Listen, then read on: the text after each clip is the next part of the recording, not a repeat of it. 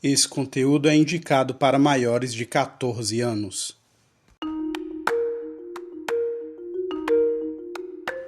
Olá, amigos, eu sou o Dom e esse é o podcast Crimecast. Aqui nesse podcast a gente fala sobre crimes reais. Nos 2 primeiros episódios a gente falou sobre o caso Madeleine McCann. Na verdade, a gente falou sobre um suspeito, né, que está sendo considerado o principal suspeito do caso aí, o caso da garotinha que sumiu e não tem solução até hoje. O caso ocorreu em 2007 e nesse ano foi indiciado um suspeito que é considerado o principal suspeito. Então, o primeiro e segundo episódios é sobre esse suspeito que foi indiciado lá 15 anos após o caso conhecido mundialmente da Madeleine McCann. E o nosso terceiro episódio, que foi o último que foi ao ar, é o misterioso caso de Christina Whittaker, que esse episódio, amigos, ele vai ser dividido em partes. Então a gente, no terceiro episódio, foi a parte 1 desse caso, dessa nova história, né, sobre o desaparecimento de Christina Whittaker. E hoje a gente dá continuidade com a parte 2. Eu vou logo adiantando para vocês que muito provavelmente a parte 3 será o final da história. Então, se você não ouviu a parte 1, você tem que ouvir a parte 1 para poder pegar aí todas as informações que a gente passou sobre esse caso nesse episódio. E para a gente relembrar como terminou a parte 1 desse caso da Christina Whittaker, vocês lembram bem que a Fontana recebeu algumas informações ali, informações sobre, supostamente, a Christina Whittaker não ter desaparecido por terceiros, que na verdade ela teria ido embora por conta de uma briga, uma discussão muito feia que ela teve com a mãe. E isso é mais uma informação que surgiu e que o Bill tomou conhecimento, né? Que o Bill, se vocês lembram bem, é o detetive particular que a Cindy Young, né, que é a mãe da Christina, contratou. Ele obteve essa informação e repassou essa informação à Fontana. A Fontana também falou com uma parente da Christina Whittaker e ela diz para a Fontana, né, que a Christina Whittaker já tinha dito antes de sumir que pouco tempo depois de ter a sua filhinha, ela iria embora, e essa parente, por nome de Rachel, falou também para a Fontana que a Christina Whittaker discutiu com a mãe e que a Cindy, a mãe da Christina, sabe muito bem o que ocorreu e sabe aonde ela está. Então a gente terminou dessa forma aí, com essa informação bombástica, a parte 1 desse episódio.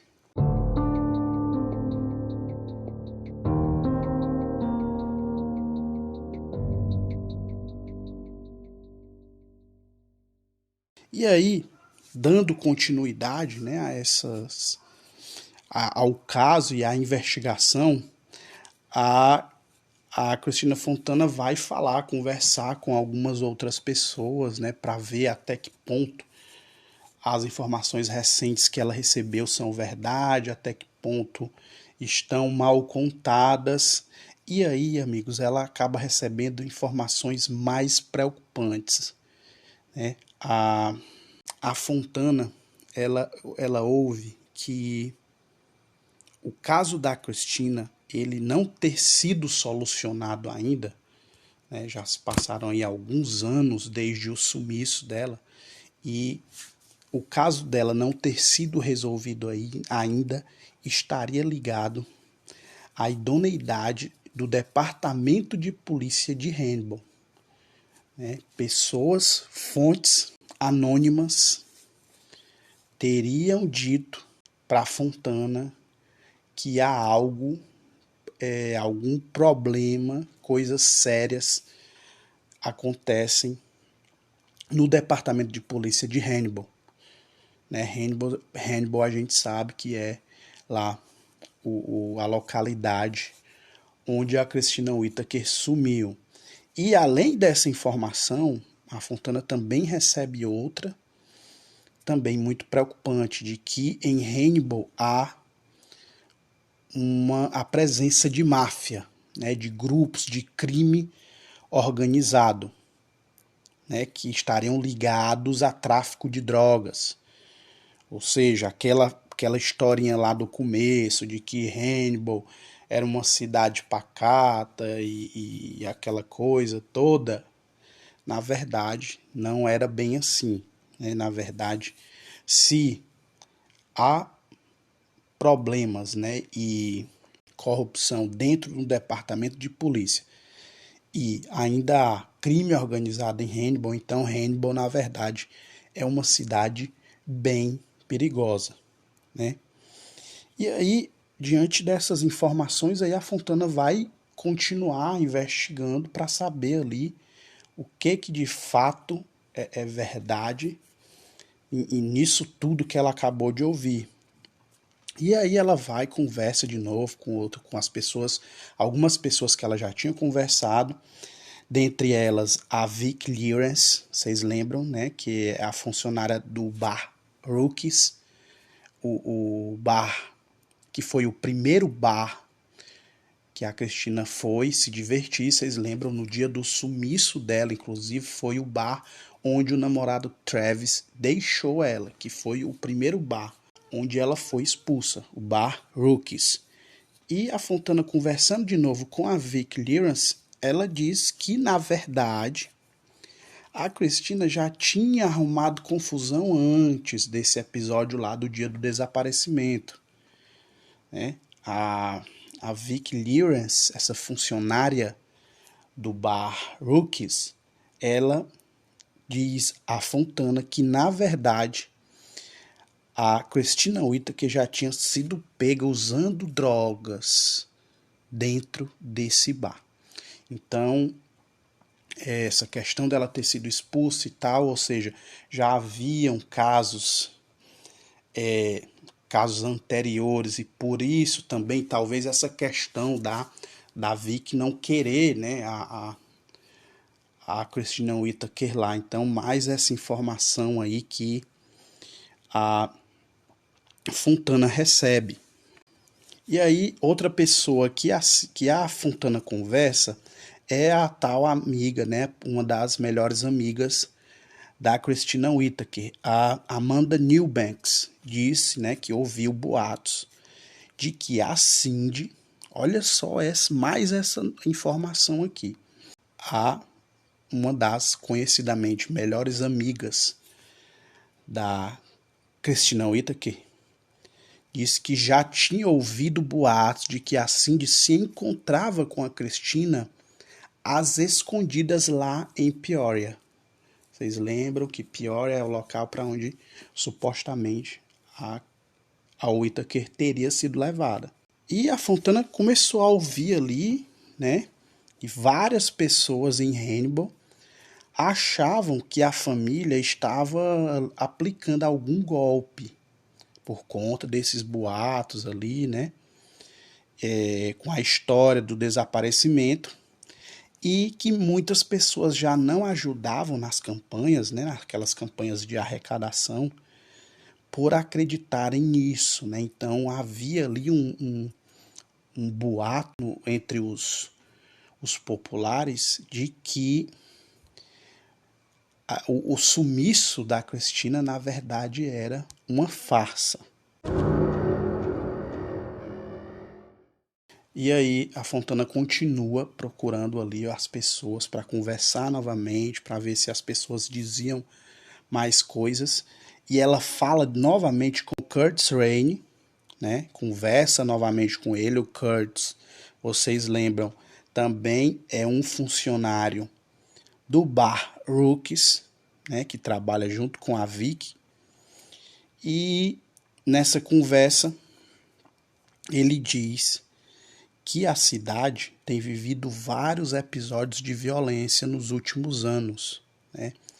Ele diz que, inclusive, ocorreram 5 assassinatos na cidade recentemente, né? Fontana fica impressionada ali com os boatos de que a Cristina, na verdade, tenha ido embora e volte algumas vezes à cidade para visitar a família, né? Então, o que se entende aqui é o seguinte, que algumas pessoas na cidade acreditavam que a Christina Whittaker, ou acreditavam ou sabiam que ela, na verdade, não tinha desaparecido, que ela realmente tinha ido embora e que, de alguma forma, a família ali, ou só a Cindy e o Alex, ou mais gente tinha conhecimento de que talvez eles usassem ali o caso, né, como um caso de desaparecimento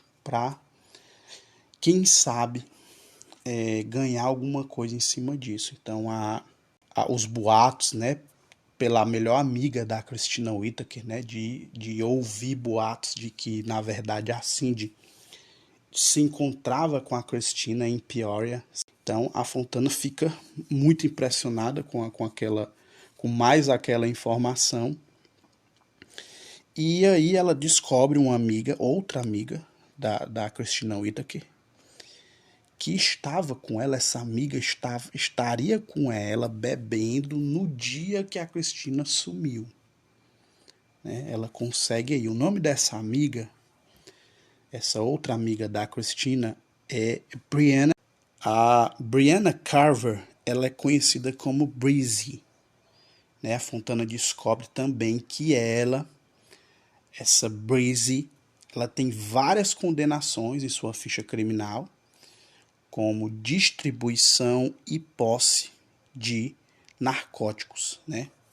E aí ela investigando, né, todas essas novas informações aí, várias informações que ela não tinha conhecimento, ela vai conversar com a Cindy. A Cindy fala que elas não estavam se dando bem, né? A Breezy, essa amiga da Christina, antes dela sumir ali, meses antes da Christina sumir, ela e a Breezy não estavam muito bem ali, né? A amizade não estava legal, mas que exatamente no dia, né, que a Christina sumiu, elas se viram e acabaram bebendo juntas ali, né? Então há relatos, e a Cindy também diz que ouviu isso, que a Breezy estava meio afastada da Christina na época que ela sumiu, mas que, coincidentemente, né, as duas estavam no mesmo local lá na noite do desaparecimento da Christina. E a Fontana, ela disse que tentou falar com a Breezy, né? E ela disse que é muito difícil de encontrar essa amiga da Christina, né? E até o momento não tinha conseguido entrevistar ela. A Fontana diz também que tem sido assim sempre que tenta falar com alguém sobre o caso. Ou seja, muita gente já, quando a Fontana vai procurar conversar, que toca no assunto Christina Whittaker, muita gente já não quer falar. Muita gente se recusa a falar.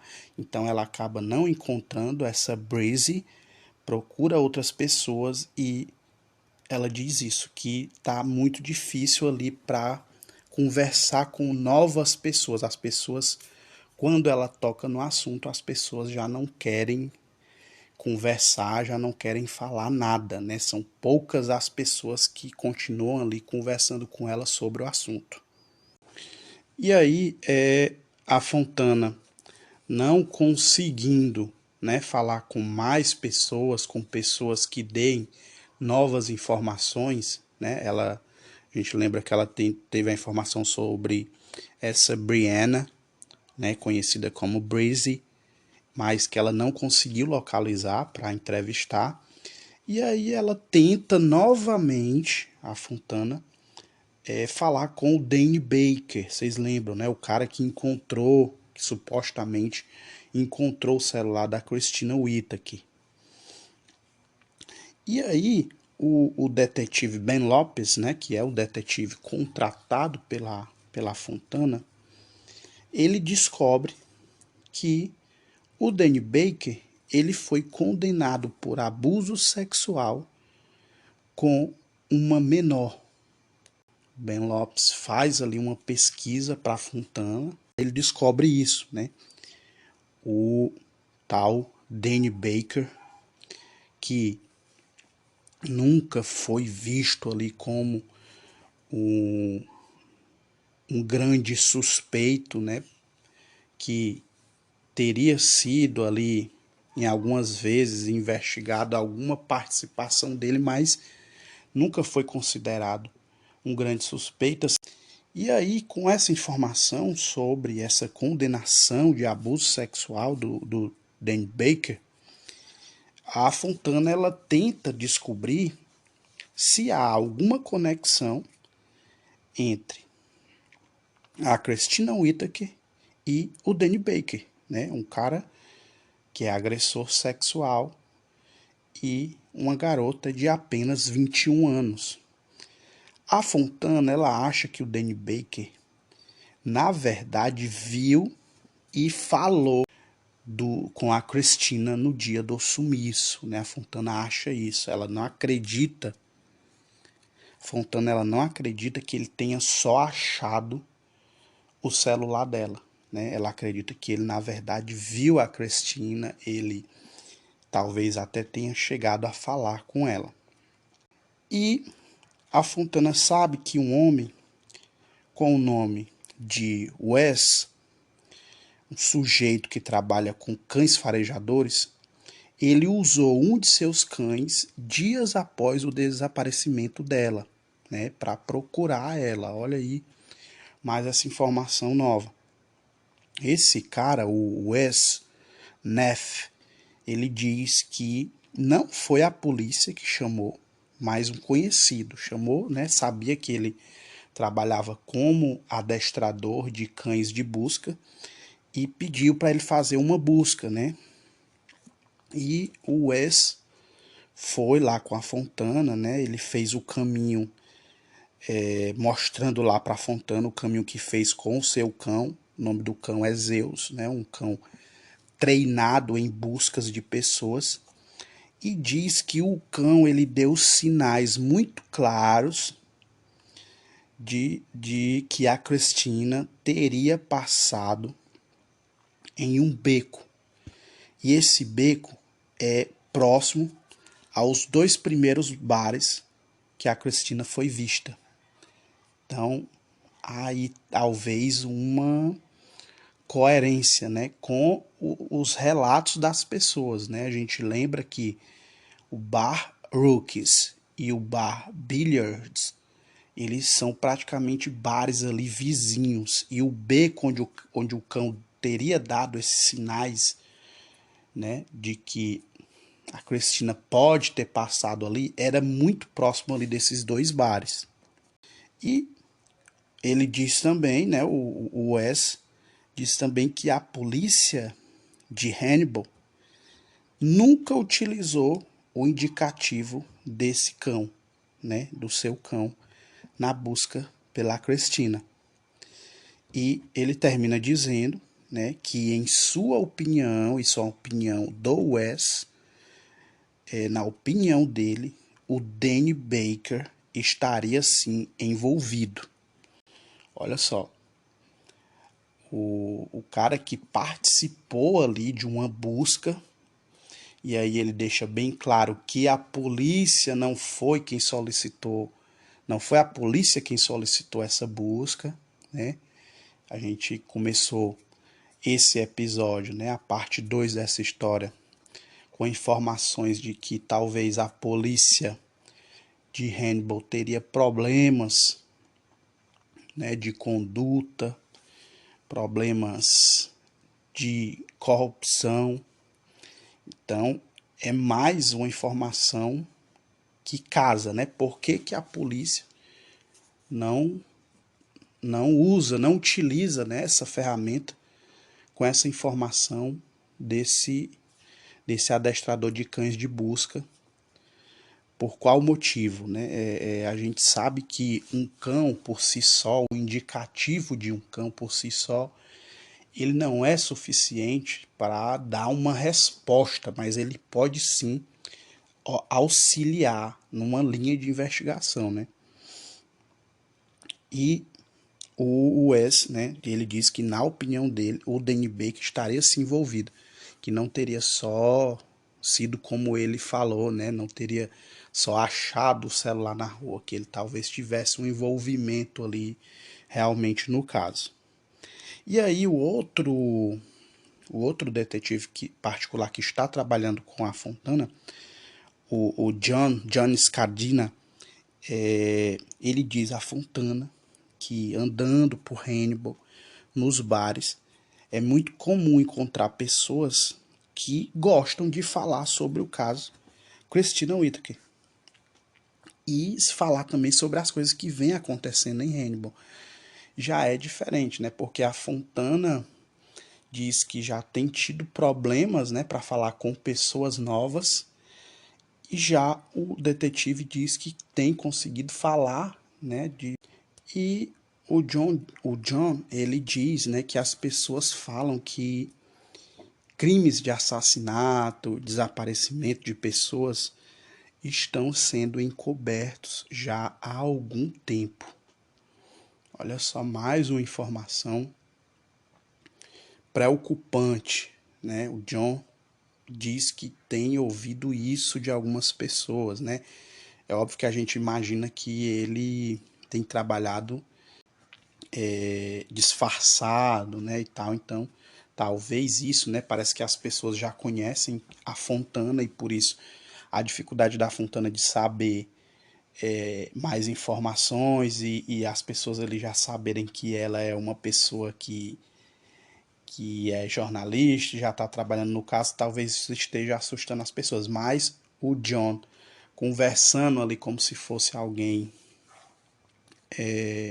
da cidade ou alguém que as pessoas não conhecem, as pessoas têm comentado coisas e uma dessas coisas que eles têm comentado é isso, né, que há crimes e desaparecimentos sendo encobertos há algum tempo na cidade.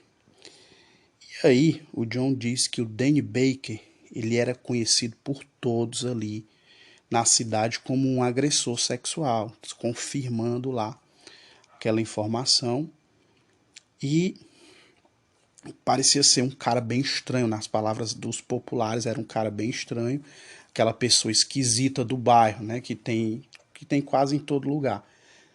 E a Fontana, ela quer saber se o John tem o endereço dele, se conseguiu a informação do endereço dele, e o detetive diz que sim, encontrou a informação com o endereço de Danny Baker.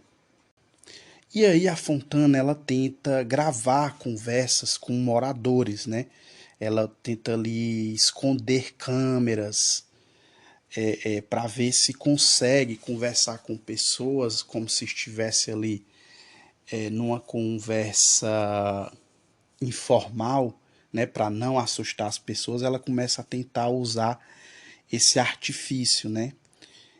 Porque em vários lugares, né, ela anda com um cinegrafista, a Fontana, e os caras já começaram a barrar, né, câmeras nos locais, não permitem que entre a câmera.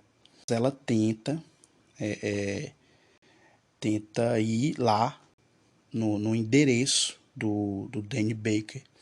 Ela vai juntamente com o detetive John, bate na porta, mas ninguém sai, né?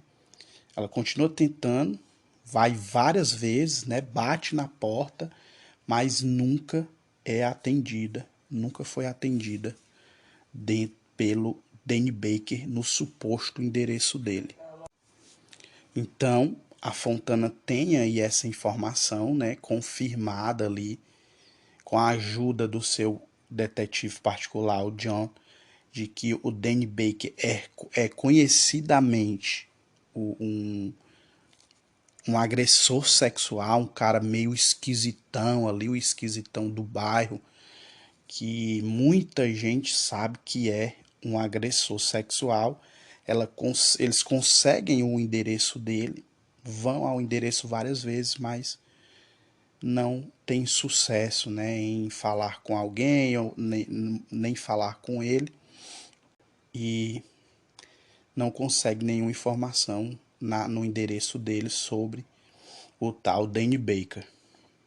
E aí, amigos, a gente vai lá pro ano já de 2017, né? Já se passaram ali mais de 7 anos do sumiço da Christina Whittaker, e a Fontana não conseguiu falar nem com Danny Baker e nem com Darcy Morris. O caso aconteceu em 2009, né? O tempo foi se passando, várias coisas que ela vem investigando, e já chegou em 2017, sem ela conseguir falar nem com o Danny Baker e nem com o Darcy Morris, que para Fontana são ali os dois principais suspeitos no caso.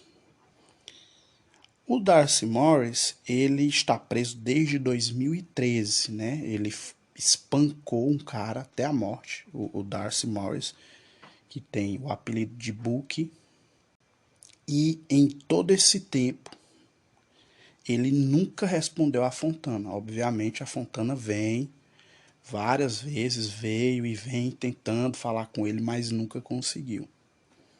O Danny Baker nunca foi achado, nem por ligação, nem no endereço, nem parente, nenhuma informação sobre o Danny Baker. E isso já se passaram aí quase que 8 anos desde o desaparecimento da Christina Whittaker.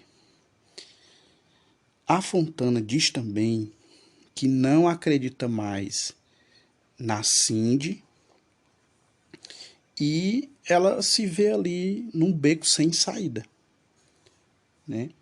Ela está ali reavaliando todas as informações, já se passaram aí muitos anos, e aí ela tenta mais uma vez informações sobre o Danny Baker. E aí o que acontece é que ela descobre que o Danny Baker tinha morrido.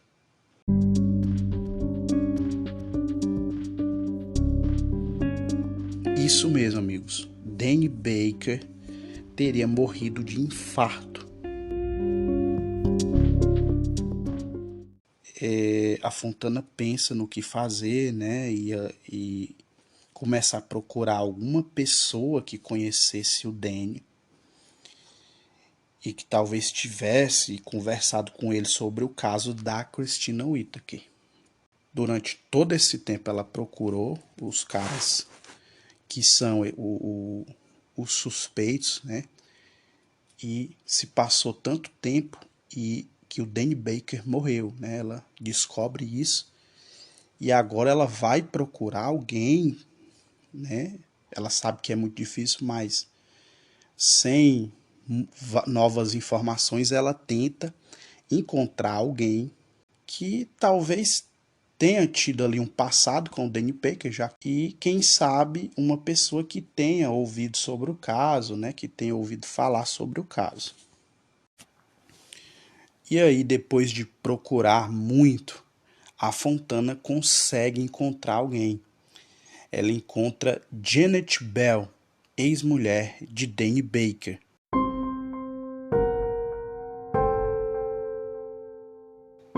Janet Bell conta que Danny Baker falou que a Christina Whittaker foi à casa deles, né, acompanhada de Josh Bowen, que era um ex-namorado de Christina. Ela diz que a Christina teria ligado depois para o Josh, esse suposto ex-namorado dela, e o Danny.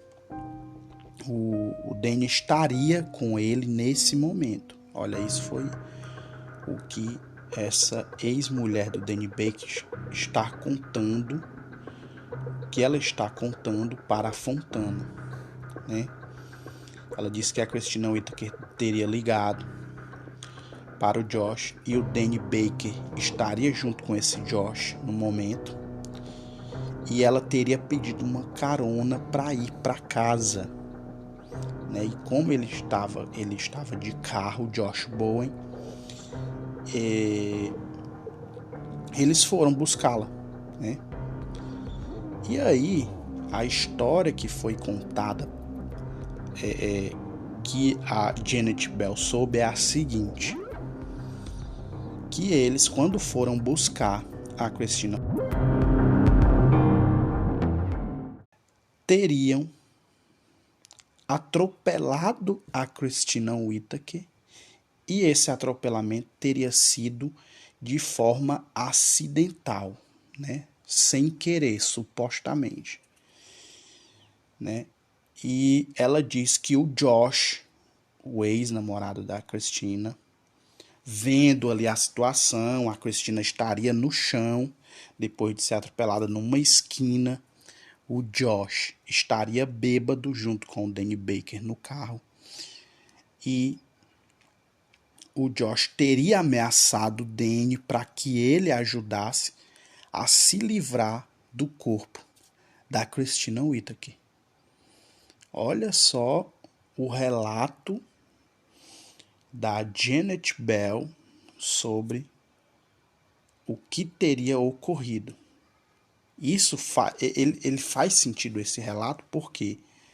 Porque seria o motivo, né, para o Danny Baker ter o celular da Christina, né? Eles estariam muito bêbados, loucos, dentro desse carro, o Josh ao volante, e supostamente ali na hora de entrar na esquina, sem querer, ele teria atropelado a Christina Whittaker e teria ameaçado o Danny Baker ali no momento, na situação, a Christina desmaiada, com sangue na cabeça, ensanguentada na cabeça. O Josh teria forçado e ameaçado o Danny Baker a jogar a Christina dentro da caminhonete e dar um fim no corpo de Christina Whittaker. E aí, diante dessa informação, a Fontana vai investigar e ela descobre que 2 semanas antes do sumiço da Christina, o Josh Bowen havia postado numa rede social que tinha uma caminhonete nova, né? E a Janet diz que o Josh Bowen queria se livrar do corpo da Christina no Rio, mas que o Danny Baker teria dito para não fazer isso, né? Que ele não fizesse isso de jogar no Rio. Mas a Janet confessa que não sabe se ele realmente ajudou ou não a dar um fim no corpo da Christina Whittaker depois desse suposto atropelamento. E aí, obviamente, a Fontana vai e tenta falar com o Josh, só que ele recusa. Josh não fala, né, com a Fontana, dizendo apenas... Ele apenas aceitou falar com alguém, mas com um dos detetives da Fontana, né? E a única coisa que ele aceitou falar para um dos detetives, né? Ele disse que não falaria com a Fontana, mas aí ela mandou um dos detetives e ele aceitou falar só o seguinte: que a Janet estava mentindo e que ele nega essa acusação. Ele disse que era tudo mentira da Janet Bell, ex-mulher do Danny Baker. A Fontana continua ali investigando essa história, né? E ela sabe pelas pessoas, porque a polícia até então também não aceitou falar com a Fontana ainda. Então ela sabe pelas pessoas que o Josh foi investigado por ter sido ex-namorado da Christina, mas ela não sabe se ele ainda é considerado suspeito ou não. A Fontana descobriu também, apurou pelas pessoas ali, pelo relato das pessoas, que o Josh, por ter sido, né, um ex-namorado da Christina, então se confirma aí essa informação por outras pessoas, que ele chegou a ser investigado, mas ela não sabe o status ali, né? Se ele ainda era considerado suspeito, se não era. Nós vamos agora lá para 2018. Em julho de 2018, a Fontana tenta descobrir mais sobre o acidente, mas não tem nenhuma resposta satisfatória. Ou seja, amigos, ali é mais uma pista que não tem não tem resposta. Essa questão desse relato da Janet Bell, e é isso muito provavelmente ela ouviu do Danny Baker, que já morreu, né, de que teria acontecido esse atropelamento sem querer, né, que o Josh, muito bêbado no carro, e entrando na esquina, justamente na esquina que eles iam buscar a Christina, teria atropelado a Christina de forma acidental. Né? A Fontana investigou muito sobre isso, mas ela não encontra nenhuma pista sobre essa questão. E aí, mais uma vez, a Fontana fica sem um caminho a seguir, né? A Fontana ela pega uma pista que não dá em nada, né? Como não há provas, o relato da Janet, né, acusando o, o Josh Bowen, um ex-namorado da Christina, de estar envolvido num acidente ali que teria vitimado a Christina Whittaker. O relato dela é só o relato dela, né? Então aquela coisa de a palavra de um contra o outro, porque o Josh Bowen negou tudo e disse que era tudo mentira. E aí, mais uma vez, sem pistas, né, numa pista que não teve um segmento, né, não teve respostas, a Fontana decide voltar e tentar extrair ali mais alguma informação da Cindy. Ela volta a conversar com a Cindy e em um determinado momento ali elas conversam novamente. A Cindy toca no assunto, na questão do diagnóstico de bipolaridade da Christina Whittaker. E a Fontana conversa com ela sobre aquele assunto novamente, e a Cindy diz que meses antes do sumiço, após a Christina Whittaker ter tido a Alexandria, né, a filhinha dela, a Christina teria voltado a tomar alguns remédios e, na visão da Cindy, né, na maioria do tempo ela parecia estar bem, né, mas em alguns momentos dava indícios de que talvez não estivesse tão bem assim. É uma coisa que a Cindy fala para Fontana, voltando essa questão dela, né, de tomar remédios, essa questão da bipolaridade. E aí a Fontana continua falando com pessoas, né, tentando conseguir mais informações. E agora a tal Amanda Eubanks, né, que é uma das melhores amigas da Christina, ela agora diz a Fontana o seguinte, ó, que várias vezes presenciou a Christina como sem ânimo, né, para baixo, meio que para baixo, com depressão e em algumas vezes falando até em suicídio. Olha só, vocês lembram que no primeiro contato da Fontana com pessoas, né, e com essa amiga, a Amanda Eubanks, essa amiga da Christina Whittaker, ela teria dito que a a Cristina era uma pessoa normal, uma jovem normal da sua idade, igual a todas as outras, mas não era bem assim, né? Inclusive, afirmando agora para Fontana que a própria Christina Whittaker já tinha falado em até em suicídio. Então era um quadro ali preocupante, né? E a Amanda também reconhece agora, né? Ali é uma nova conversa que ela tem com a Fontana sobre a amizade, sobre o que ela sabia da Christina Whittaker, que agora a Amanda ela reconhece que as duas usavam drogas e bebiam. E que a Cindy, a mãe da Cristina, sabia disso. Então você vê já um outro cenário, né? Um outro cenário totalmente diferente, né? Daquele que no início, né?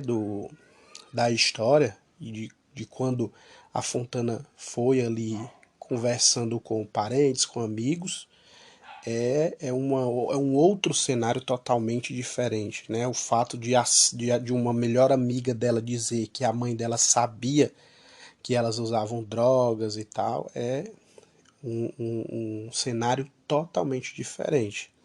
E o namorado da Cristina, a Fontana também conversa mais uma vez com ele, e o Travis diz a Fontana que sabia e que via ela usar produtos químicos. Olha só, né? Diz que existe aí uns produtos químicos muito fortes, né?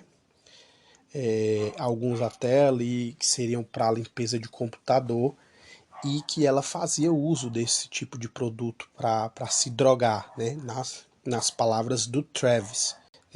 Pílulas também, ela também tinha o vício em pílulas medicinais, e o Travis é mais uma coisa, né, que a Fontana sabe. O Travis confessa que na verdade a Christina, que parecia e que diziam ser bem lá no começo, né, que era uma garota normal, vamos colocar esse normal entre aspas, né, como esse normal significa uma pessoa que não tivesse problemas sérios, agora a coisa ficou bem diferente, né?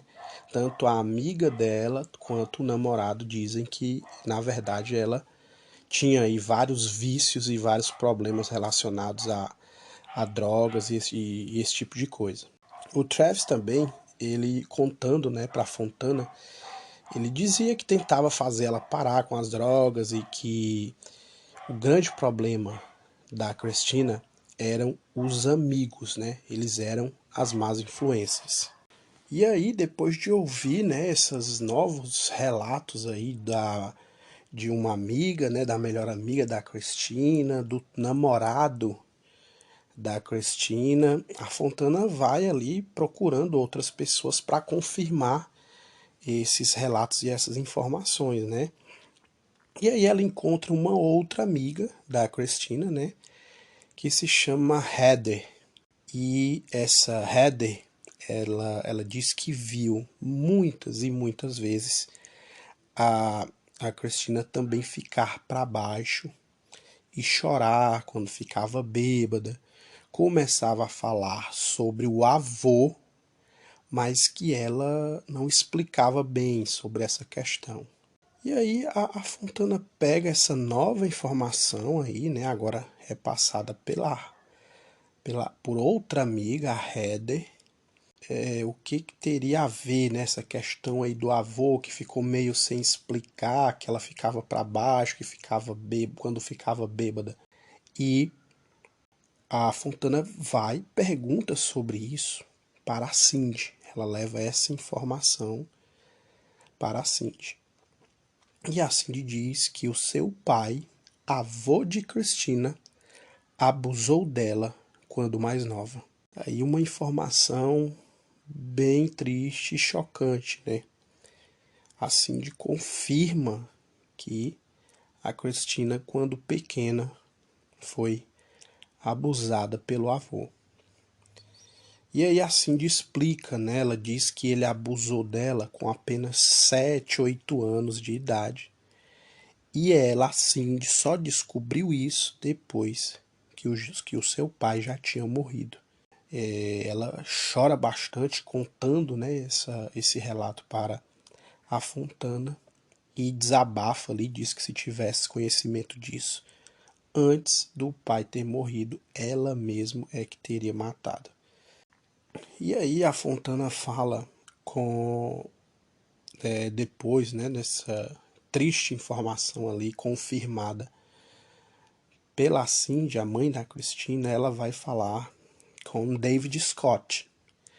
Ele é um amigo de Christina que esteve com ela na noite do desaparecimento. Ó, a Fontana tá ali conversando com várias pessoas, né? Conversando novamente com alguns e encontrando novas pessoas ali que podem ajudar ela finalmente, quem sabe aí, a descobrir alguma coisa ali de relevante, né?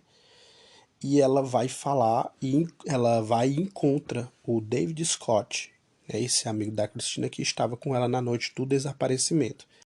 E aí o David diz que ela naquele dia estava para baixo, né? Estava bem triste naquela noite que ela sumiu. E o David ele disse que ficou muito chateado com ele, porque na época, né, no dia, em vez de conversar com ela, ele acabou foi chateado porque ela não estava ali curtindo a noite e tal, né? Isso palavras desse amigo dela, o David. E ele diz, né, diz que se arrepende muito de não ter ali conversado com ela, né, de não ter chamado ela, inclusive, para ir para casa, né, já que ela não estava bem, e que, na verdade, ele acabou foi indo embora naquela noite, um pouco antes de 10 da noite. Então, a gente tem aí mais um relato, né, que agora diz que a, a Christina ela tem esses problemas aí de depressão, né, em que em alguns momentos, às vezes quando está bêbada, fica muito para baixo, né, e na noite que sumiu, talvez estivesse nessa condição, né. A Fontana, ela consegue aí várias informações relevantes depois de conversar aí com alguns amigos, né, e de conversar novamente com a Cindy e com o Travis. E aí, depois de conversar com esse amigo da Christina, o David, a Fontana ela se preocupa com a Alexandria, né? A gente lembra a filhinha da Christina, que só tinha 6 meses quando ela sumiu, hoje já é uma garotinha de 9 anos. E a Fontana sabe que a Alexandria tem feito vídeos, né, chorando, querendo ainda, né, saber notícias da mãe, né, quase 10 anos depois aí do sumiço da mãe, e que é a mãe que ela não conheceu, né. Então a Fontana vai à casa da Cindy, né, e a Cindy diz que tenta ali sempre dar apoio a ela, mas diz que realmente tem sido muito difícil, porque ela ainda assim continua conversando muito com ela sobre a mãe, onde estaria a mãe, né? E é realmente triste, muito triste, né, que uma criança não tem ainda a informação da mãe e que, na verdade, não conhece a mãe, né? E aí a Fontana sai dali da casa da Cindy, né? Falou, conversou um pouco com ela e com a Alexandria, e ela decide falar com o Art. Vocês lembram que o Art é um grande amigo da Cindy, né, que ajudou uma vez, inclusive, a fazer uma busca, né, uma tentativa de encontrar a Christina lá em Peoria. E ela descobre o seguinte, né, o Art, ele tá preso. Ela consegue um contato, né, e para conversar com ele. E o Art diz que falou com um cara que tinha informações sobre o caso da Christina. O nome desse cara é Anthony McPike e ele é primo de Darcy Morris. E olha aí, ó, o Art, né, ele teria conversado com esse cara, né, primo do Darcy Morris, e aí vocês todos já estão cansados de saber quem é o Darcy Morris, né, que na visão da Cindy é o cara que está por trás de tudo, que estaria muito envolvido, que seria o responsável aí pelo sumiço da Christina Whittaker. O Anthony teria dito ao Art que foi ele quem levou a Christina para Peoria junto com Darcy Morris. E aí a Fontana, né, diante ali daquela informação, ela se anima com a possibilidade de ter encontrado ali uma testemunha, né, que possa finalmente levar a um fato, né, do que realmente tenha ocorrido com a Christina Whittaker. E aí ela pergunta se acha, né, que se o Art acredita que ele esteja falando a verdade. O Art confirma, né, acha que o Anthony está falando a verdade e que ele realmente sabe onde Christina está. Se está viva ou morta, etc. Mas ele diz para Fontana que acredita realmente no cara, né, diante de tudo que ele falou para ele dentro da cadeia, acredita que a pista é verdadeira e é correta. A Fontana ela repassa essa informação às autoridades que aparentemente não se interessam. A Fontana consegue que o Anthony McPike fale com ela por telefone, né? Ela faz um convite e aí ele aceita. E o que ele diz para a Fontana é o seguinte, que recebeu uma carta do Darcy Morris dizendo que Christina Whittaker estaria morta. E a Fontana diz o seguinte, por que o Darcy Morris confessaria isso para ele? Né? Por que ele confessaria isso para o Anthony McPike? E o Anthony responde que ele tinha dito que era porque ele estava sendo acusado de outro crime e que ele pegaria uma pena muito alta mesmo, então iria confessar. Ia confessar logo que teria matado a Christina também. O Anthony, ele acredita no Darcy Morris, porque ele já teria visto o Darcy Morris fazer coisas absurdas, coisas terríveis. Então, por isso ele tinha ali quase que certeza que o Darcy Morris seria um cara capaz de ter matado a Christina também. Mais uma coisa que chama a atenção da Fontana, que o Anthony diz, é o seguinte, que ele diz que a polícia nunca o procurou para falar sobre o caso. E diz que se livrou da carta, né? Ele diz que não tem mais essa carta, onde supostamente o Darcy Morris teria dito, né, confessado que matou a Christina. E ele diz que se livrou e diz também que no começo o Darcy Morris e a Christina Whittaker eram namorados. Então, para ele, né, a impressão que ele tinha, né, do que ele via ali entre os dois era de que o Darcy Morris e a Christina Whittaker eram namorados. Vocês lembram que tem uma parente que fala com a Fontana, a Rachel, né? E ela diz isso também, né? Que eles, se não eram namorados, eram pelo menos ficantes, né? Digamos assim, né? Pessoas que tinham uma relação e de que a Christina teria acesso a drogas justamente pelo Darcy Morris. E aí a Fontana vai e tenta encontrar, né, mais pessoas ali que estejam ligadas ao Anthony McPike, ao Darcy Morris, e ela vai e encontra, né, ela consegue, na verdade, o contato de Sunny Ellen. Ela foi ex-namorada do Darcy Morris. A Sunny, ela diz que conheceu o Darcy Morris na internet. Descobriu que ele estava sendo investigado pelo caso da Christina. Ela diz que certo dia agentes federais a pegaram e acusaram ela de estar envolvida no caso. E aí ela continua dizendo, né, que é tipo ali como se ela fosse pega de surpresa por esses agentes federais. E ela diz que só foi liberada depois de lhes dar acesso às suas redes sociais e os registros do seu celular para provar, né, que ela era inocente, que não tinha nenhuma ligação com o Darcy Morris nessa questão do crime, né, desse crime que ele era investigado, o crime do sumiço da Christina Whittaker. E a Sunny, ela diz que após isso, passou a investigar o passado do Darcy e descobriu que ele já tinha tentado matar sua ex-esposa, olha aí. E aí, diante disso, começou, né, a tentar se afastar. Ela até então não tinha a noção de quem era realmente o cara, né, de quem era o tal Darcy Morris. E aí ela começou a tentar se afastar dele, né?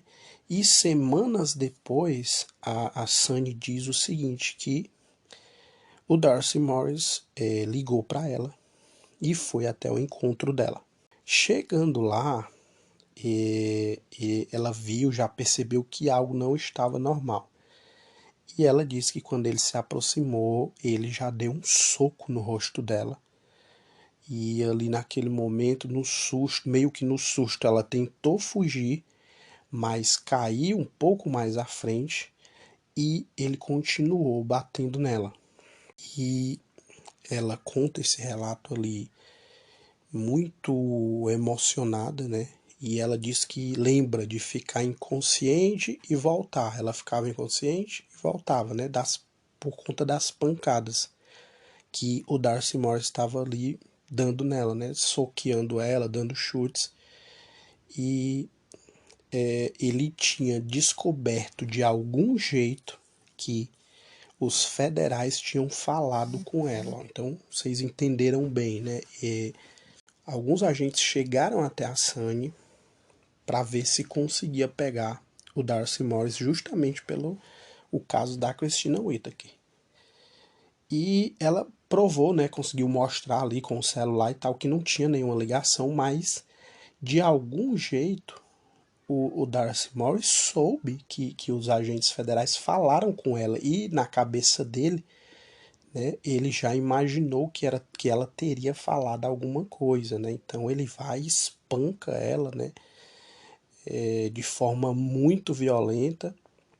Ela, lembrando e relatando o caso, ela chega a chorar, ela se emociona bastante e ela continua dizendo que ele a levou para um local e continuou o espancamento, né? Ou seja, ele já tinha batido nela ali na rua, levou ela para um local mais reservado, continuou espancando a Sunny e, e falou para ela que o seguinte, que ela fizesse o que ele mandava ou, ou acabaria igual a Cristina. Ele fez uma ameaça ali, meio que soltou isso nas palavras da Sunny, nesse momento desse espancamento, né, onde eles estavam já no local reservado. Ele disse isso, que ela fizesse o que ele mandava, ou então ela acabaria igual a Christina Whittaker. E a Sunny continuou, né, diz que o Darcy teria dito naquele momento que espancou Christina e injetou heroína nela e a vendeu para a prostituição e que as coisas começaram a dar errado, pois a Christina teria tentado escapar e resistir a isso. Então ele teria matado ela e levado para uma fazenda de porcos. E é um relato que tem informações aí que a gente já ouviu, né? Essa questão dela ter sido vendida e tal, para a questão da prostituição. A Sunny diz que o Darcy falou exatamente isso para ela. Então aí é um indício muito forte, né, do envolvimento do Darcy Morris, né, de uma testemunha que diz ter ouvido tudo isso da boca do próprio Darcy Morris. E aí, o final disso tudo, né, a Sunny, ela foi bem corajosa e depois de alguns dias foi à polícia de Hannibal pedindo para dar um depoimento. E segundo ela, os policiais disseram que não iam pegar o depoimento dela. Por quê, né? No mínimo estranho, né? E aí, após todas essas informações, a Fontana continua tentando pegar a palavra do Darcy Morris, né? Ainda mais depois desse relato aí muito forte da Sunny. Ela vai fazer de novo uma tentativa de conversar com Darcy Morris. E depois de mais algumas tentativas, finalmente ele aceitou. Né? Já são quase 9 anos depois, né, do sumiço da Christina Whittaker. E aí ela vai até Danville, no leste de Illinois, onde ele cumpre uma pena de 25 anos. Ó. Finalmente, o Darcy Morris concorda em conversar com a Cristina Fontana. E ali, né, com Darcy Morris à sua frente, dentro lá do presídio,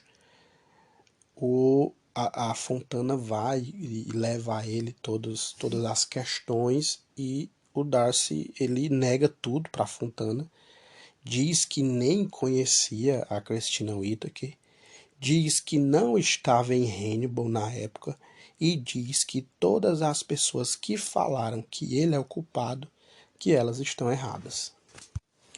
Então, amigos, ele nega tudo, né? Ele nega tudo ali para Fontana e após a entrevista a Fontana acredita que o Darcy Morris está mentindo. A experiência ali da Fontana, né, diz que ele realmente mentiu ali na cara dura, na cara de pau. A Fontana ela começa ali a avaliar, né, o que ela conseguiu, o que ela tem em mãos. E ela tem ali já o depoimento de duas pessoas afirmando que o Darcy Morris tem um envolvimento, ou que acreditam que ele tem envolvimento, no caso da Christina Whittaker. E ela consegue falar finalmente também, porque ela já vinha tentando, com a Breezy, né? Vocês lembram da Brianna Carver, a amiga que estava com ela lá no dia do desaparecimento, também era uma das pessoas que estavam ali na companhia dela. E ela diz que naquela noite ele estava lá para entregar drogas. Mais uma informação, ó. A Breezy diz, né, ele negando tudo para a Fontana, ele diz que nem estava em Hannibal, mas a Breezy diz que ele estava sim lá, justamente para entregar drogas para ela. E que ele fazia isso 2 vezes ao mês. Olha só o relato da Breezy, que era uma pessoa ali do círculo de amizade da Christina e do Darcy Morris. Ela diz que ele ia todos os meses, pelo menos 2 vezes, saía de Peoria e ia para Hannibal para entregar drogas para ela. E aí com essa questão aí das drogas, né, que já está ficando praticamente confirmado que a Christina realmente era uma usuária de drogas, uma fonte anônima ou desconhecido diz a Fontana que que na família da Christina algumas pessoas também eram usuárias de drogas. E mais informações anônimas dizem a Fontana que o departamento de polícia de Hannibal é corrupto e pode estar envolvido no caso. A Fontana, ela analisando mais uma vez aí, né, todas as informações, ela vê ali que está em praticamente 9 anos já, né, desde que a Christina Whittaker sumiu, e ela tenta reanalisar tudo ali que ela tem de informação para, quem sabe, finalmente encontrar aí uma linha de investigação que leve até a resposta verdadeira e o que teria ocorrido com a Christina Whittaker. E Ela diz, né, que tenta se concentrar nas coisas, indícios, né, informações que ela consegue ter essa certeza de que é uma informação verdadeira ou de que é uma informação falsa. Diz que já seguiu muitas pistas e que se fala muito no Darcy Morris, né? A galera continua falando muito que dele ser o cara mais falado entre as pessoas, né? Mas ela diz que também começou a ouvir nomes de outras pessoas, né? Que poderiam também estar ligadas ao caso. E analisando ali esses outros nomes, ela vê que tem um cara, o nome de um cara que vem aparecendo muito, além do nome do Darcy Morris, né? Em rumores ali, em depoimentos, em informações. E o nome desse cara é o Glenn Ledbetter. Procurando informações, né, sobre esses outros nomes, a Fontana escuta falar sobre esse Glenn Ledbetter, e um parente da Christina, que está na cadeia, diz que soube em uma conversa que a Christina Whittaker teria sido enterrada na casa desse tal cara, esse tal Glenn Ledbetter. Há rumores de que a Christina teria sido jogada dentro de um poço em uma propriedade de Glenn ou ali próximo a uma propriedade de Glenn Ledbetter. Então a Fontana ela apura o seguinte, que o tal Glenn ele é um agressor sexual registrado e fichado, mais um, e que ele mora em Hannibal. Né? De acordo com as autoridades, o Glenn Ledbetter é suspeito em um outro caso de desaparecimento. Olha aí, o desaparecimento de Dale Yarbrough. Esse cara ele teria desaparecido na região, ali na mesma região, em Hannibal, no ano de 1999, e o Glenn é suspeito no sumiço desse Dale, desse cara lá em Hannibal. A Fontana apura também que, segundo pessoas da cidade, o Ledbetter seria um suspeito muito perigoso, né? Faria parte ali de uma organização criminosa em Hannibal.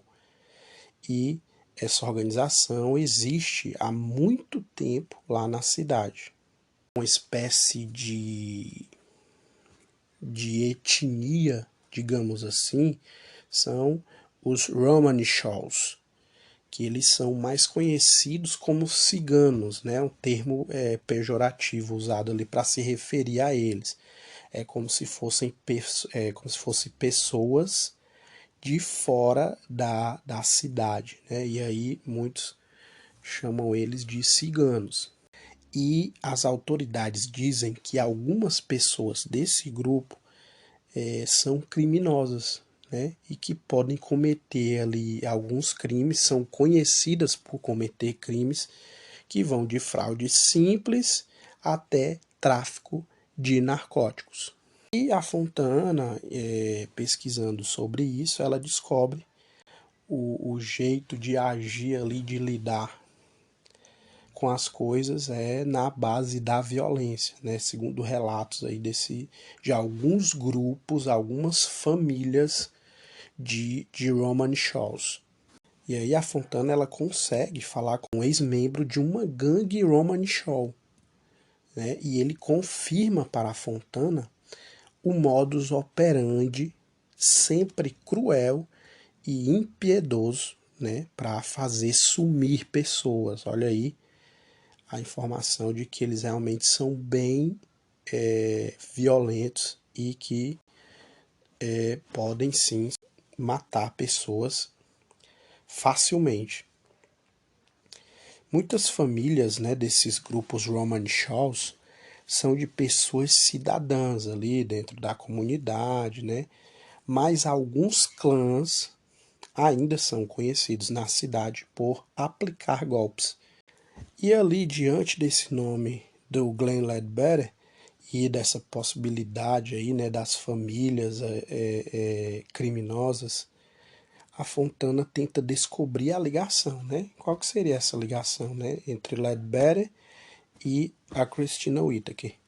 E ela vai em frente por respostas e passa a entrar em contato com vários profissionais, né, que já têm ali muita experiência em trabalhar em Hannibal, porque esses casos aí, como a gente falou do homem que sumiu em 99, né, ó, já são de muitos anos atrás. Então, a Fontana vai em busca de pessoas que trabalharam antes, que trabalharam anos atrás na cidade de Hannibal. E um desses profissionais é o Steve Gomes. Ele trabalhou como agente especial assistente do FBI em 2005. E o Steve, ele diz que em Hannibal há crime organizado, tráfico de drogas e um determinado grupo de pessoas que controla a cidade.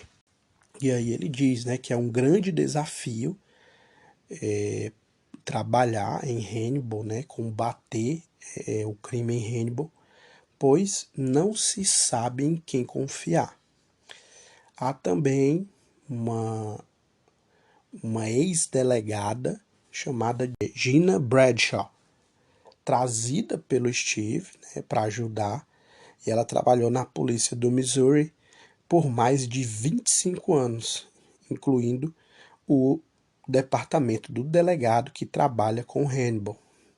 E por último, a Marita Malone, que trabalhou durante muitos anos também investigando as famílias criminosas Romanshaws por décadas como agente do FBI. Então a Fontana, ela vai em busca ali de pessoas que tenham informações passadas, né, do que já aconteceu relacionado a esses clãs de famílias criminosas, para entender, né, como que o Glenn Ledbetter está inserido ali, né? Ele era conhecidamente um cara perigoso e agora há suspeita de a Christina Whittaker ter sido enterrada próxima a uma propriedade dele.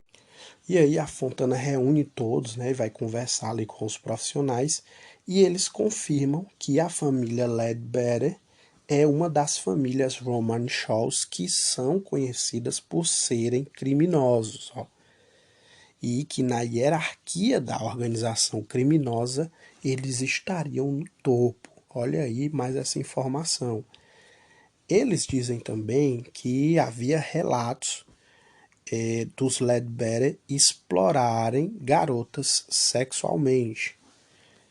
E a Fontana volta, né, ao caso do sumiço do Dale, né, o homem lá que sumiu em 1999 e que o Glenn Ledbetter é suspeito no sumiço desse homem.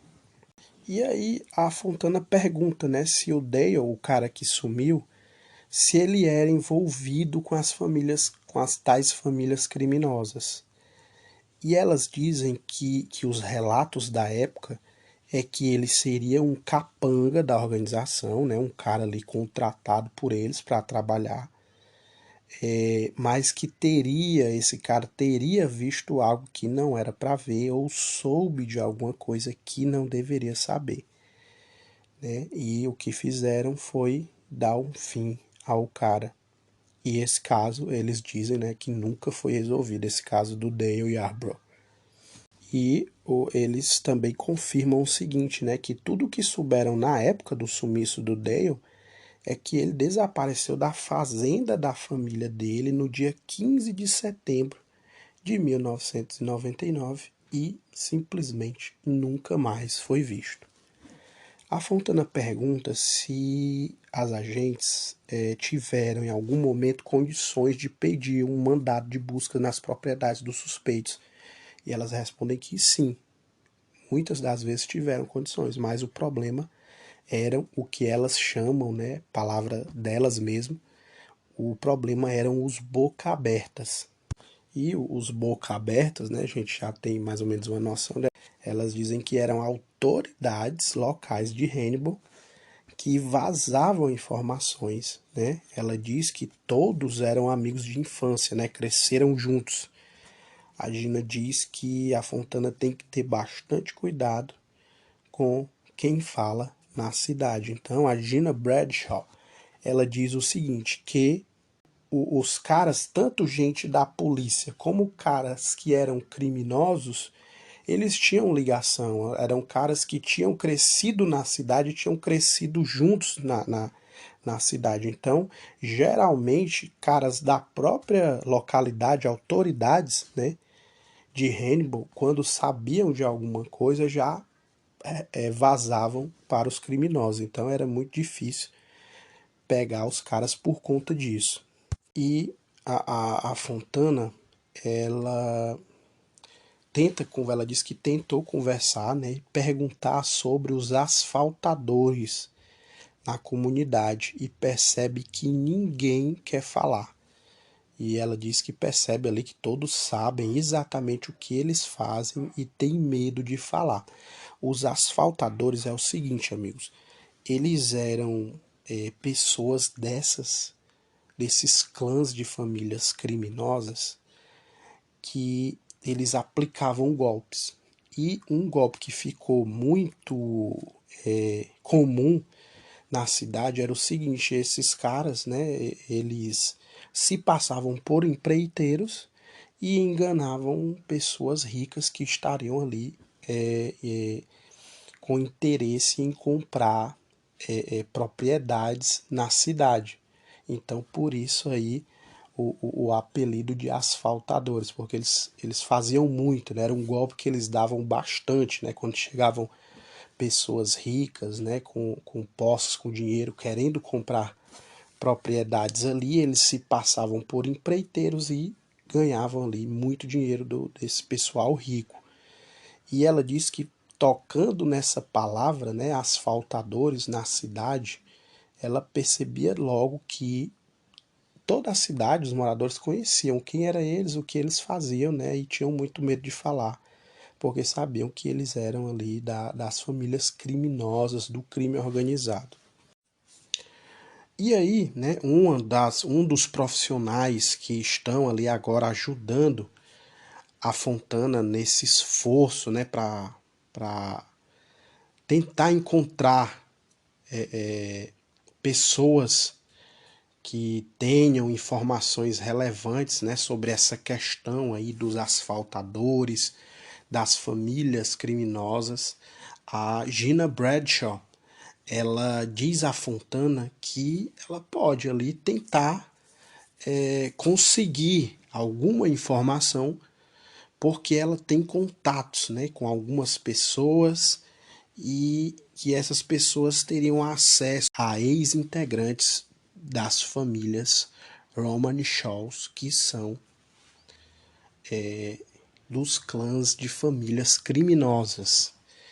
E aí, a Gina consegue falar com alguém que diz saber de uma Givel, e a mulher Roman Shaw, ela é chamada de Givel. E ela teria visto, na verdade, a Christina ser assassinada. Então, essa Givel, ela estaria com o Ledbetter, que é o nosso suspeito do momento, e a fonte diz também que a Christina está na região de Hannibal, e que ela poderia levar a Gina Bradshaw até a propriedade onde ela estaria. Givel é uma mulher Roman Shaw. Ele usa esse termo justamente para não dar o nome da pessoa, né? Então ele usa esse artifício, né, para dizer que era uma pessoa dessas famílias e que era uma mulher, só que ele não dá o nome, né, claro.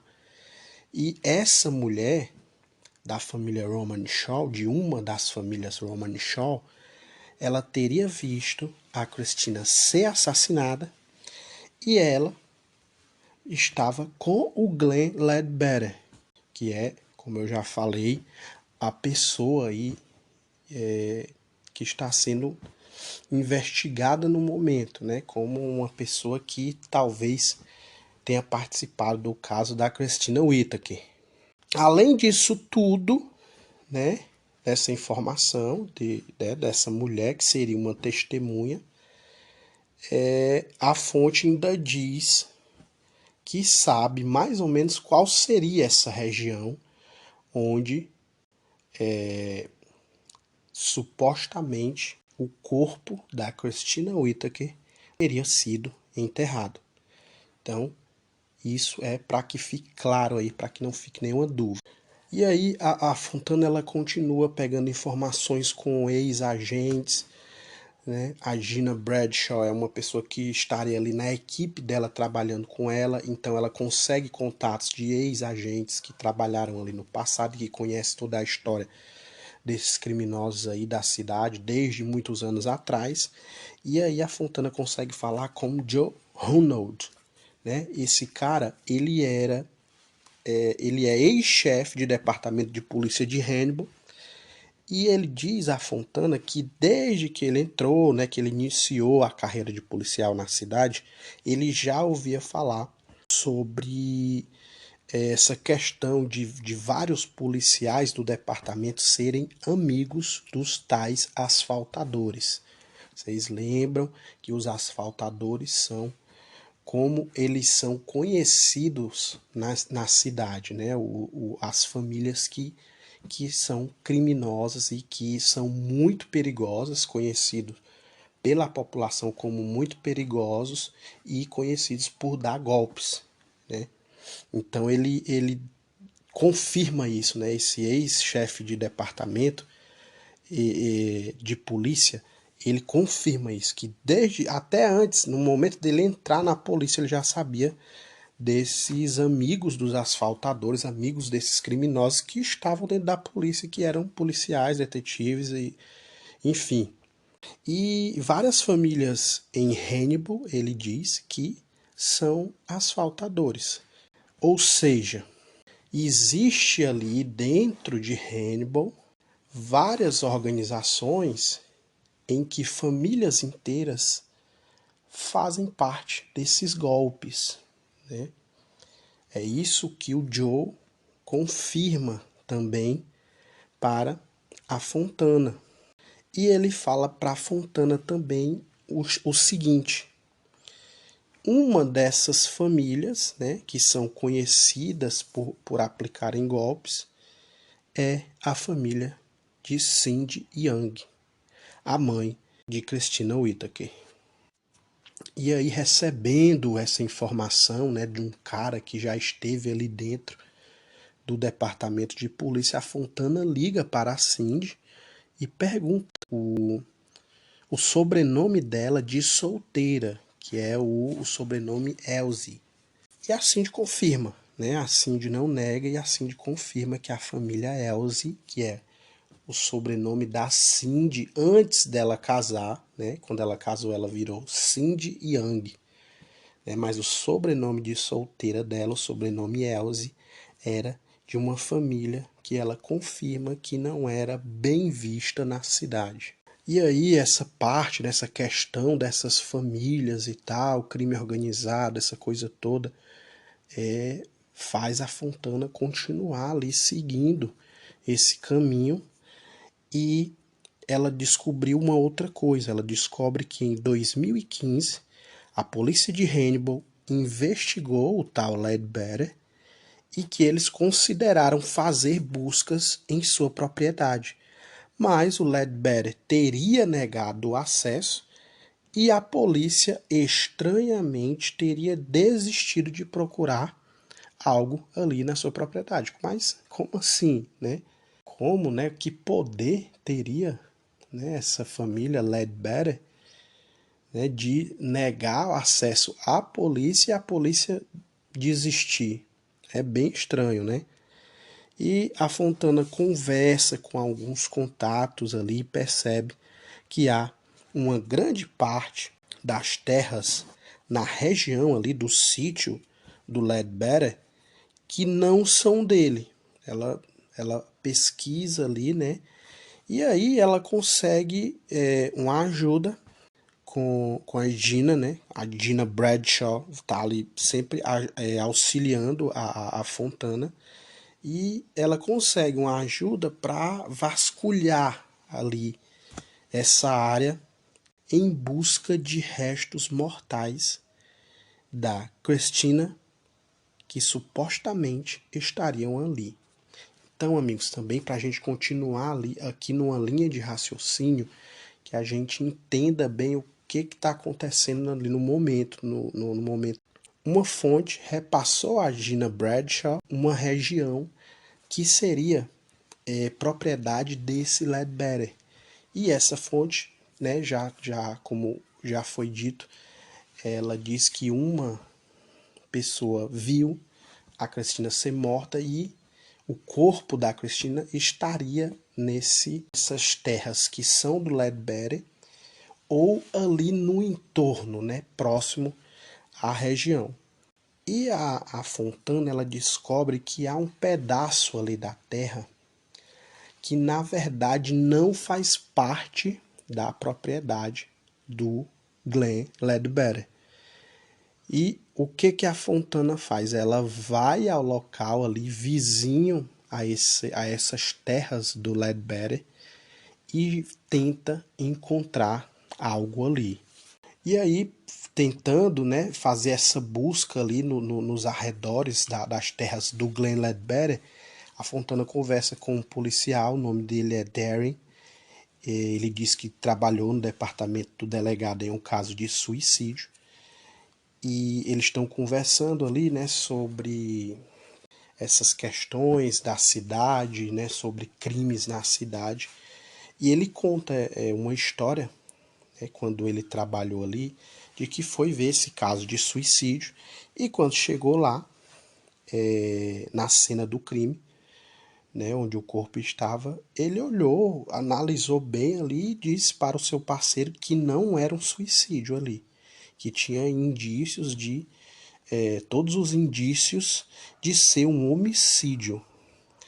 E ele diz que na mesma hora esse seu parceiro de investigação retrucou e disse que era sim um suicídio, pois não haveria, né, não existia, não havia homicídios em Hannibal. E o Darren, ele diz que entendeu ali aquela reação, né, do parceiro, entendeu aquilo ali que tinha acontecido e uma semana depois pediu demissão. Né? Ele acredita que boa parte da polícia de Hannibal seja corrupta. Então ele faz esse relato aí para Fontana e que mostra, né, que tudo que vem sendo dito aí, que realmente há uma chance e é praticamente certo de que grande parte ali dos policiais estão envolvidos em corrupção ali. Então vai ficando uma coisa assim, um cenário bem sério, né? É uma região que se mostra ali bem perigosa e o Darren ele diz que há muitos relatos, né, de propina relacionada ali aos casos de drogas dentro de Hannibal.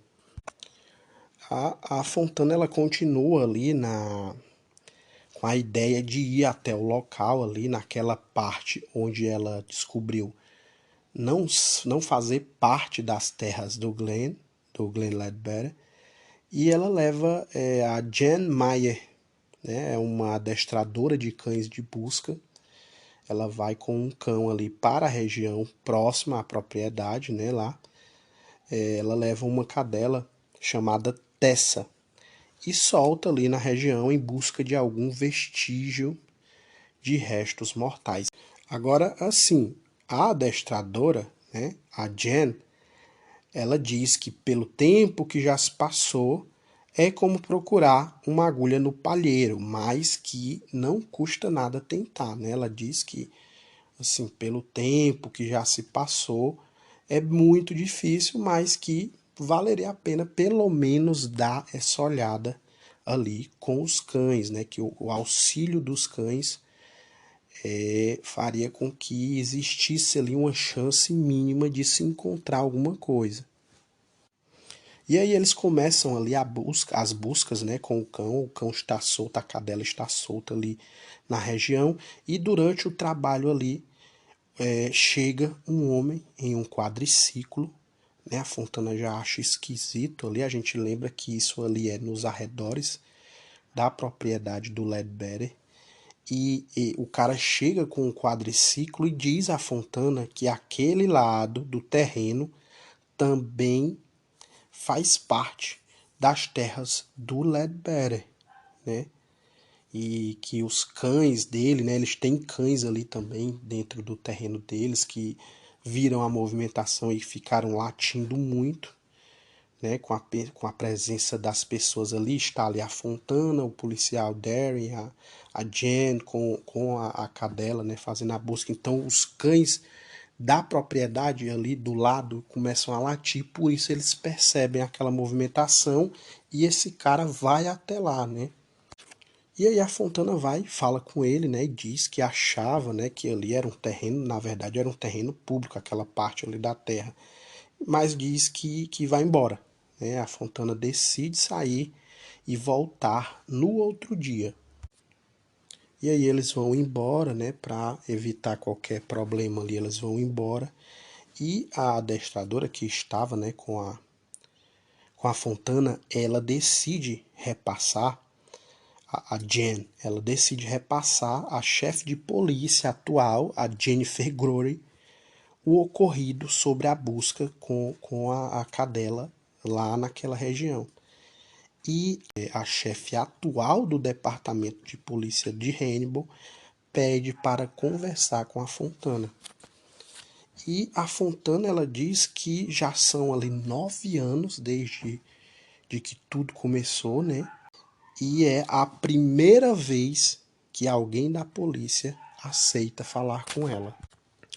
E aí a Fontana vai conversar, né, com a Jennifer Grory sobre essa primeira busca e da intenção, né, de fazer mais buscas com mais cães no dia seguinte. E a Grory dá o ok, diz que sim, que quer fazer isso.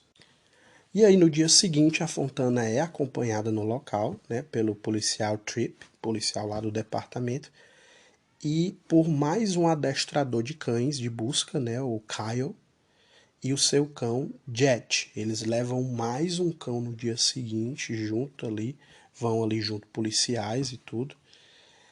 Depois de alguns minutos, o Jet, né, esse outro cão, ele sinaliza mais ou menos ali no mesmo local onde a cadela, a primeira cadela, a Tessa, tinha sinalizado no dia anterior, né, como um possível local com restos mortais. Então, os dois cães, um no dia e outro no outro, eles sinalizam praticamente ali na mesma região, onde eles sinalizam que possivelmente há algum resto mortal ali, né? A Fontana informa a Tenente Grote sobre o ocorrido naquele dia e aguarda a resposta, porque o próximo passo seria uma outra equipe da polícia analisar o local, né, que os cães indicaram, para ver se realmente se confirma o achado de restos mortais. E a Fontana, ela fica aguardando, né, essa resposta ali da Grote, né, já ali ansiosa, esperando algum retorno por conta dos dois cães terem indicado mais ou menos o mesmo local. Só que ela só recebe um retorno da chefe de polícia 2 semanas depois, dizendo que o achado dos cães não foi confirmado pela equipe que analisou o solo. E a Fontana fala com a Jen, a primeira adestradora, né?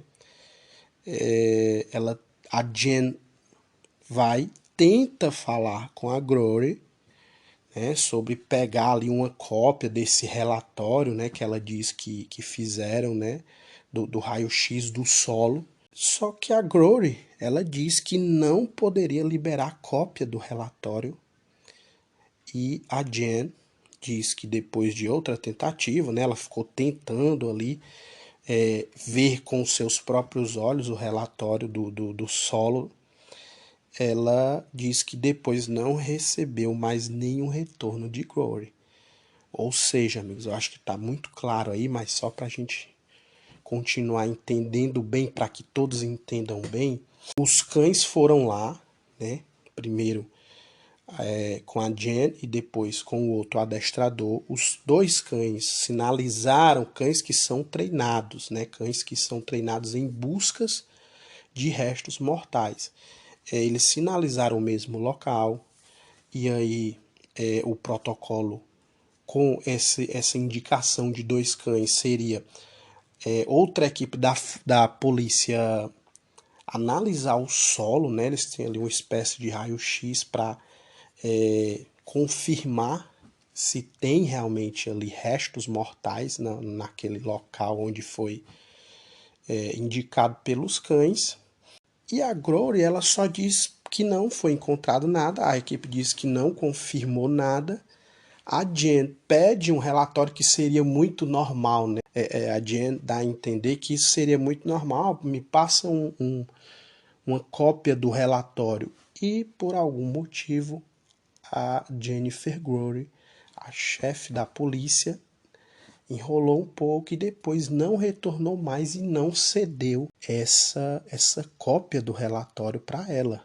Né? A gente lembra que a Jen, ela é uma pessoa que trabalha ali, que tem ali todo o respaldo para solicitar essa cópia do relatório, que seria algo muito normal, né? E o tempo vai passando, né? A Glory não retornou mais nem a Jen, não deu mais também nenhum retorno à Fontana e já se passaram 4 semanas, né? Então a Fontana vai, conversa com o policial Darren, vocês lembram que é que está também trabalhando com ela, e diz ali que está frustrada, né? Sobre não ter mais informações, né? Sobre o local que os cachorros sinalizaram, e ela fica pensando em voltar ao local, né?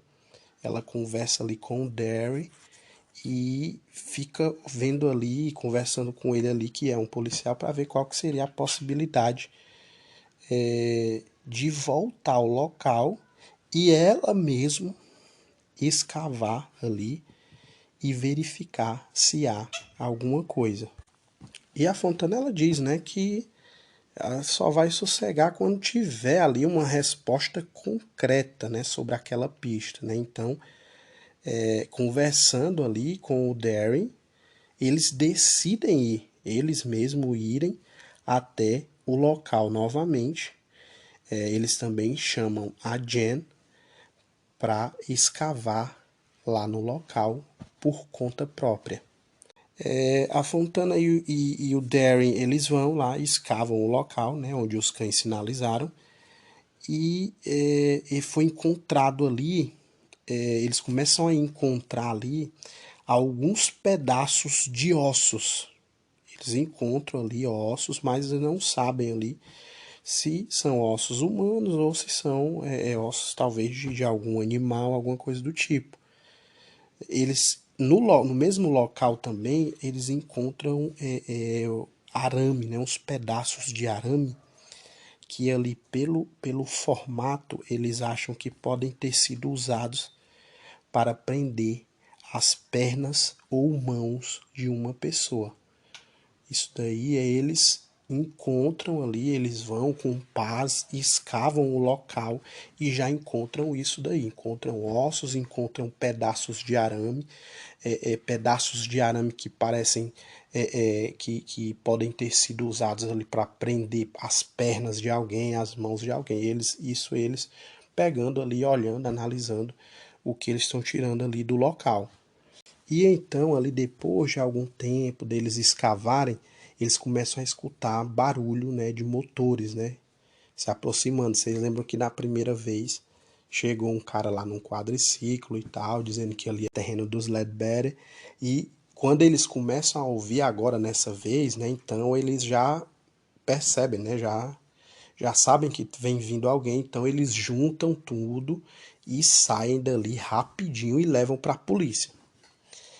E aí, no caminho, a Fontana já informa a Jennifer Glory sobre o achado e aguarda novamente o retorno da chefe, né? A Fontana diz, né? Ela diz para Glory, ó, a gente foi no local e a gente achou alguma coisa lá, a gente quer colocar aí como prova, né, para ser analisado, para ver aí o que a polícia consegue descobrir sobre isso, analisar o material, enfim. Uma semana depois, a Glory liga para Fontana, né, e diz que talvez ela tenha entendido tudo errado. Por que que ela está dizendo isso? Porque a Fontana teve ali várias conversas com a Glory e a Fontana teria entendido que a Glory não poderia escavar o local sabendo que o pessoal que analisou o solo disse que não tinha nada. Então a Fontana achou que ela, por não ser policial, né, por não estar ligada ao departamento, ela podia fazer isso. Só que a Glory disse que não, que ela entendeu tudo errado e que ela não deveria ter ido escavar o local, porque isso era trabalho só da polícia e do departamento. E aí, depois dessa conversa, já são 3 meses, amigos. 3 meses já dessa conversa, dessa última conversa da Glory com a Fontana, né? Ela não tem mais nenhuma notícia sobre o caso e sobre o material que ela encontrou e deixou na delegacia. Ela continua tentando falar com a Glory sobre os resultados dos testes do material encontrado e não tem nenhuma resposta. E o tempo continua passando, e quando se passa ali já quase que 8 meses desde que, desde que ela escavou ali, né, e levou o material para a polícia, já são 8 meses sem ter nenhuma resposta sobre o material, ela desiste, né, de aguardar pelo retorno da Glory, né? Tá óbvio que a Glory não tá querendo ir à frente com isso.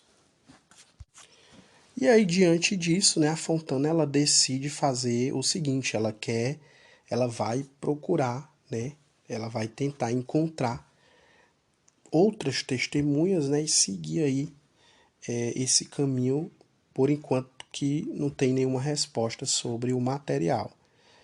E aí a Fontana ela encontra uma pessoa, né, uma fonte que aceita conversar de forma anônima com ela ao telefone. Essa pessoa diz para Fontana o seguinte, né, que ela lembra de ter visto a Christina discutir, né, ela viu a Christina discutir com homens no bar Rookies.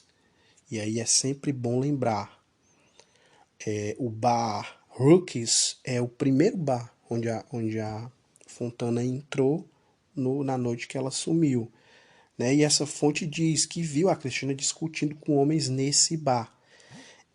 Diz que eles estavam ali meio que bebendo e jogando sinuca, né? Que teve uma discussão e tal. A Christina saiu do bar e esses caras teriam saído atrás dela.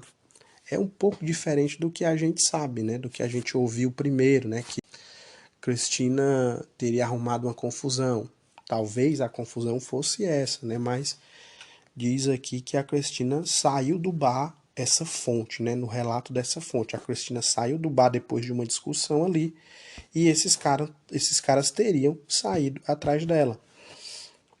A Fontana pergunta se ele saberia, se essa fonte que está conversando com ela saberia confirmar nomes desses caras que estariam com ela, ou o nome de alguém, pelo menos, de uma pessoa, pelo menos. A pessoa, né, a fonte diz que acha que um dos caras era o tal Anthony McPike, né? Então, a gente já viu esse nome, né? O Anthony McPike é aquele cara parente do Darcy Morris que diz que sabe que o Darcy Morris, ou que tem quase certeza, né, que o Darcy Morris é o assassino da Christina Whittaker. E vocês lembram, o Anthony McPike, se eu não me engano, ele é primo do Darcy Morris. E a Fontana, né, ela analisando tudo ali, ela se sente muito chateada, e ela sente na pele, né, o descaso da polícia, né, essa questão de que ela já repassou duas ótimas pistas sobre o caso da Christina a eles, e eles parecem ignorar, né? Então ela sente na pele essa questão do descaso da polícia, né? Que por algum motivo parecem não dar importância a pistas que ela conseguiu, né? Boas informações que ela conseguiu, mas que não vão para frente. E aí ela reúne, a Fontana reúne o Gomes e a Gina Bradshaw, e vão até a casa da Cindy, né, para elas lhe falar como que as autoridades agiram nas primeiras horas do sumiço. Eles estão tentando entender ali se esse descaso da polícia é desde o início do caso. E aí eles vão lá, né, na casa da Cindy, falam com a Cindy e o Alex, né, e eles dizem que não entendem, né, o porquê de nunca a polícia ter chamado eles para um interrogatório formal. Ó, essa informação é algo que realmente é incrível, né? Os pais dela, né, a mãe e o Alex, que na verdade é o padrasto, tanto ela como o Alex, eles confirmam ali para o Gomes e para a Gina Bradshaw que nunca foram chamados para o interrogatório sobre o caso, né, pela polícia. A polícia nunca chegou a chamar eles para esse interrogatório, né? E a Cindy confirma mais uma vez que as autoridades nunca deram a devida atenção para o caso e que sempre deram de ombros quando a Cindy levava pistas até eles. Então fica aqui claro realmente que a polícia, né, desde sempre a polícia tratou o caso dessa forma, né, sem se importar, sem ouvir os pais, sem fazer o interrogatório, sem parecer que estava interessado em resolver o caso. E aí, tentando entender o porquê, né, tentando entender a inércia e o desinteresse das autoridades no caso da Christina Whittaker, a Fontana recebe uma informação, e é uma informação aterradora. Várias fontes dizem a Fontana, né, várias pessoas, que pelo menos 3 policiais de Hannibal teriam tido relações sexuais com a Christina.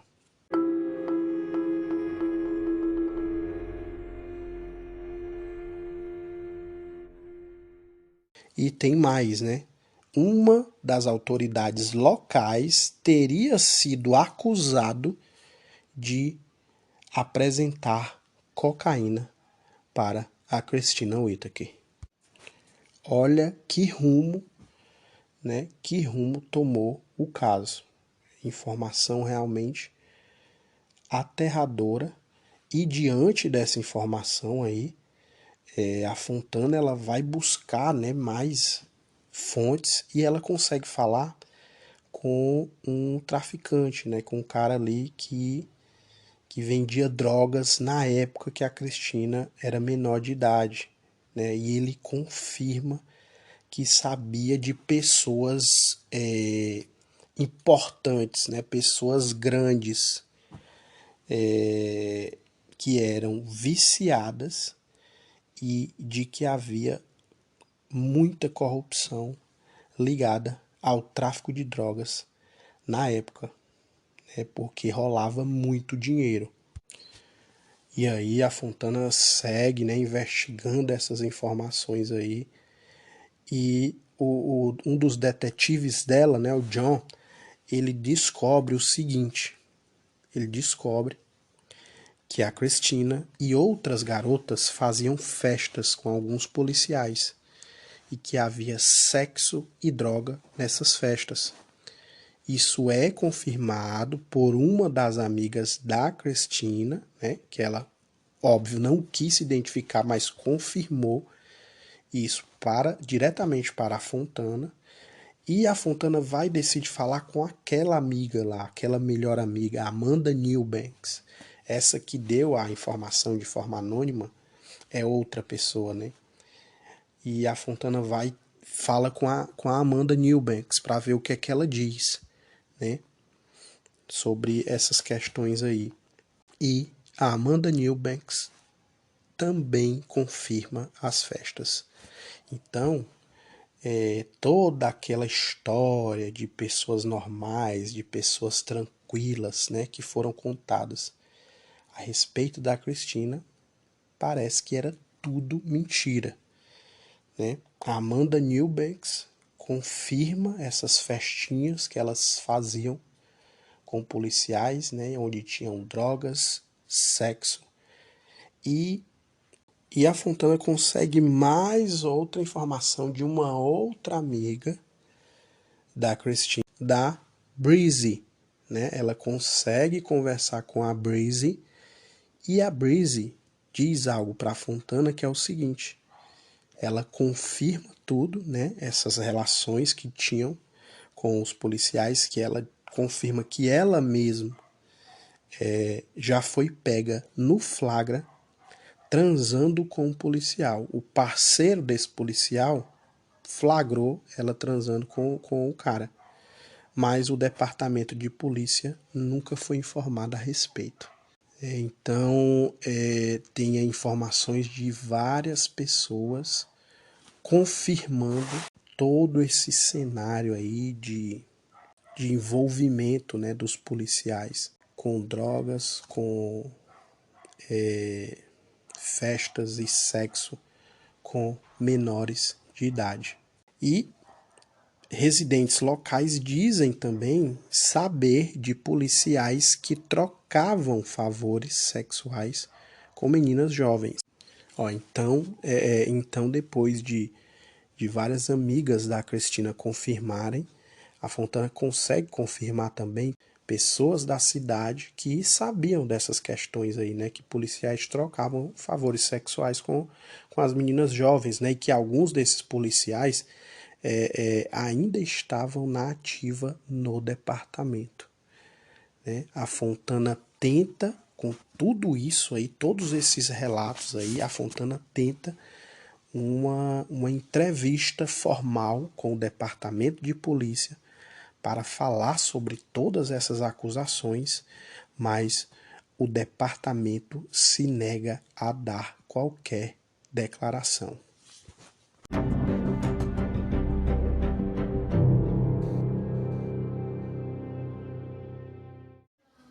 É isso, amigos. Concluímos a segunda parte do misterioso caso de Christina Whittaker e na próxima semana encerraremos a história com a terceira e última parte desse caso. Já queria pedir a vocês que continuassem compartilhando. Quem não compartilhou ainda, compartilhe em suas redes sociais o nosso podcast Crimecast e a gente volta na semana que vem. Abraço, amigos. Valeu!